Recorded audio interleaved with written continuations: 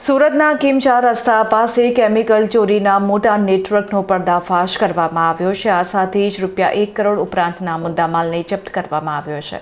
સુરત જિલ્લા એલસીબીને ચોક્કસ બાતમી મળી હતી કે અજંતા કોમ્પ્લેક્સના પાર્કિંગમાં ગેરકાયદેસર રીતે કેમિકલની ચોરી કરવામાં આવી રહી છે। આ બાતમીના આધારે પોલીસે ઘટના સ્થળે ઓચિંતી રેડ પાડી હતી।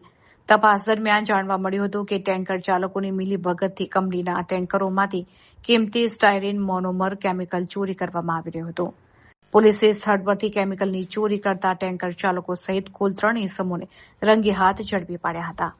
આ કાર્યવાહી દરમિયાન પોલીસે ટેન્કરો, ચોરીનું કેમિકલ અને અન્ય સાધનો મળી કુલ ₹1 કરોડ 71 લાખનો મુદ્દામાલ જપ્ત કર્યો છે। આ ગુનામાં મુખ્ય સૂત્રધાર તરીકે જગદીશ ખટીક નામનો આરોપી સંડોવાયેલો હોવાનું સામે આવ્યું છે, જે હાલ પોલીસ પકડથી દૂર છે। પોલીસે હાલ આ મામલે કાયદેસરની કાર્યવાહી હાથ ધરીને વોન્ટેડ આરોપી જગદીશ ખટીકને ઝડપી પાડવાના ચક્રો ગતિમાન કર્યા છે।